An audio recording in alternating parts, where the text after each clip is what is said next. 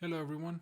Today we're going to look into an open source project called Lottie Animations, which will help you play and display animations in your applications.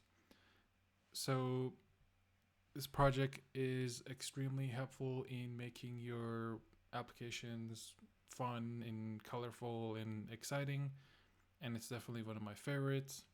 So I do recommend, and hopefully this tutorial can help you get started with the library. The codes will be available on GitHub.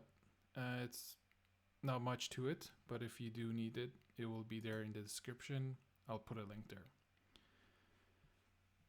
So in our test application, right now all I'm doing is just displaying 3 of the animations that I found. And I will at the end show you a couple of places there where we can grab some animations for free. And we'll later go into how to display, but there's a couple of ways we can display them. So we'll go through those in a second. Before we do that, you will need to import the library into the project.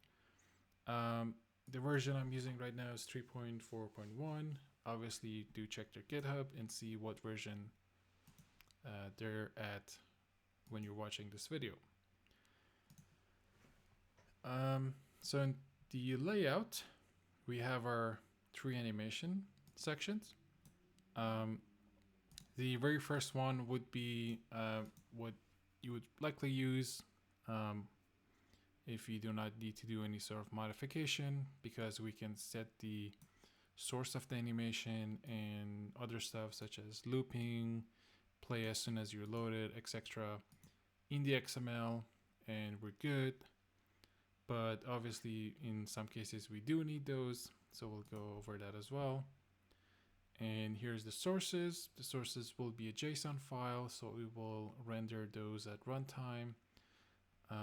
However, the sizes obviously would be far lower than playing a video or a GIF as an example. In the third case, we're going to use the Lottie animation view again. But in this case, to set the source and repeat and etc., we'll just simply do that through code. So here's the ID of the view, animation code, and simply we'll do it. And here's animation playing right there. The third way, and it's actually kind of exciting that it's so dynamic, is that we could assign it to image views as well, or any class that extends image view. I've used Lottie on certain libraries such as floating action buttons as well, which I believe extend image button, and image button is extended or extends image view. So you could assign it to any class that extends image view. Beautifully through code, it will be super easy. We will need an instance of Lottie drawable, and using the Lottie composition factory, we can set its source and other properties such as speed, scale, repeating, and etc. And then we'll set the image drawable, which in this case is that Lottie drawable that we created, and we will play the animation. And in this way, our animation will start playing beautifully. You will have the same access to all the helper method and variables the same way you would up here. So even though we're using an image view, we'll have access to all of those. Make sure you're not using Lottie composition dot factory. This has been deprecated, I believe, as of 3.0 something. So they're fairly similar. Just make sure you're not using dot factory, but just one word, Lottie composition factory. That's the beauty of this library. It's very simple. And I guess another question is where we can find some animations online. There is lottiefiles.com, which I believe is the official site for it. There is some categories that get updated. It's super interesting. For example, COVID-19 is one, or you could just go to some popular ones, or simply search for things. So here's some stuff that are popular at the moment. What we could do is, for example, let's say we want to search for loading.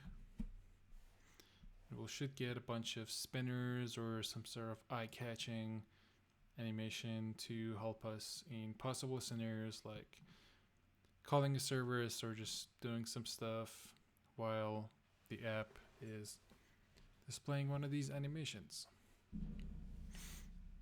So definitely recommend it. Go to lottiefiles.com. Let's play with some of these, or we could go back to one of the ones that I found put in the app, because we can do additional modifications on these as well. These are not the final form. As an example, we could change the background color, and we can edit the layer colors as well. Let's see if this works. So line, for example, is a different layer, so you could actually like change some of these.